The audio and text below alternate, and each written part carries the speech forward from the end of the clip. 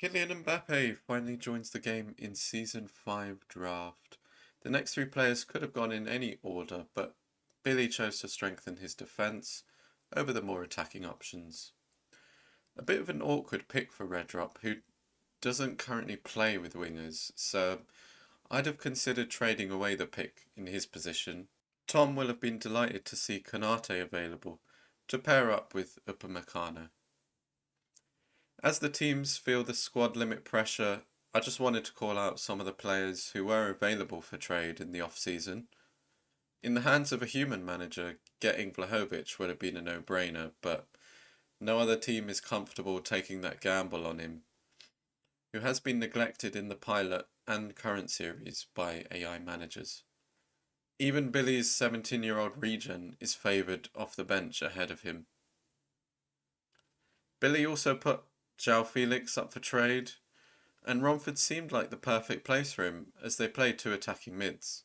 I'm not sure if any offers were made in private, but he's easily a top 20 player in the league based on CA, so I was surprised to see him stay.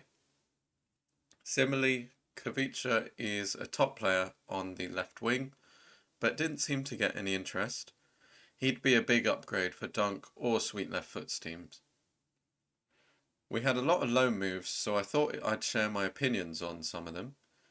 Dunk only has two loans available to him, and it was a no-brainer to keep Alex Corn at Burton, who got promotion to League One.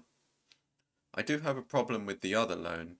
Even though that 180 PA is very tempting, I can't see there being enough time to get Mbalo to that first team standard. On the right, I gave some alternatives to loan out for Dunk's squad.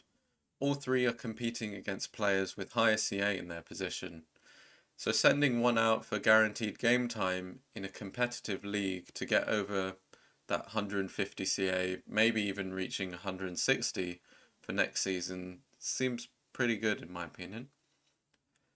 I like the moves Billy has sorted for Thovanin and Quiltau, but those guys around 100 CA will struggle to get any game time in the teams he's selected. I'm pretty sure they'll still develop well as they're so young, but Billy has max facilities, so they probably develop the same rate in his reserves.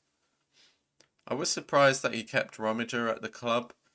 I think a season out on loan could get him up to that 150 CA mark and be more first team ready.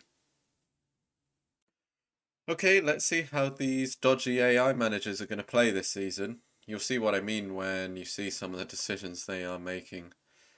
Dodgy decision number one, to be honest, this one isn't too bad. Evan Ferguson just can't get any game time ahead of Gluck or Jeremy Pino. After releasing Alaba, it looks like left-footed tank Robert Aleth is going to be the preferred left-back for Roy. Dodgy decision number two, and this one is a biggie. Endrick is up to 168 CA, but Simeone would rather play Sterling up front. It's a shame because I like this team, but if he's going to stick with Sterling, it's really going to mess up Romford's season. I just can't see where the goals are going to come from. Dunk has the youngest defence, but it seems like they'll be getting plenty of game time and should be sorted for the rest of the series. Jota and Hudson-Odoi are decent options off the bench, but it's probably going to be Kane's last season as he's started to decline slightly. Sai has switched to a 4-3-3 formation with Maurizio Sarri, and I like the shape of the team a lot.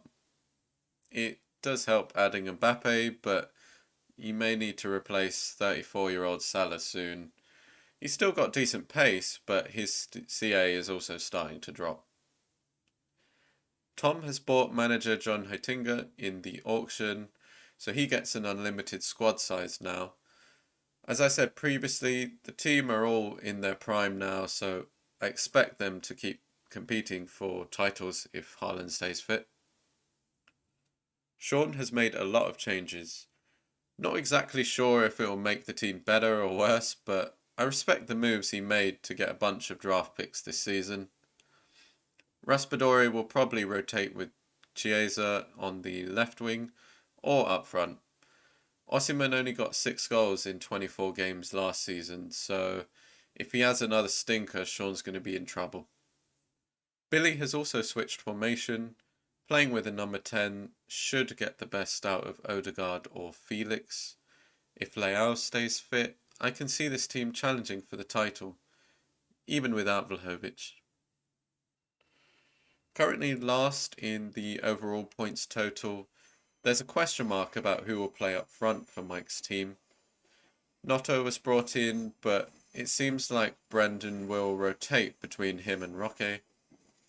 If Mike had Ancelotti for one more season, another loan move for Roque would have set him up to be a starter for the rest of the series. Making that jump from 150 to mid 160 CA is what a lot of the youngsters struggle with. Saka will need to have a much better season to carry this team, I think. Prediction time, and I'm basing this one off the AI lineup decisions rather than the quality of their potential team. If Endrick continues to get benched, I can't see where the goals will come from. Based on last season, it's hard to bet against Tom FM. It's hard to know who will be the strongest challenger because of all these random decisions, but I've put my faith in Rafael Leao staying fit for Billy to come second. Media prediction disagrees with me on that one, but otherwise we're pretty similar. Let's take a sneak peek at how the season started. Roy has only lost one game to his Italian neighbours San Maggio. It looks like Barea has hit the ground running and taken over from De Bruyne nicely. Surprising to see Harvey Barnes to be third in the goal charts. Romford have lost their last 4 games, but Dunk's young defence has conceded the most so far. The difference between Roy's defence and the rest is just ridiculous. Never doubt the Italians. Vinny Jr. is going to miss a bunch of games, so we'll see if Roy can keep up his form for the next round of games.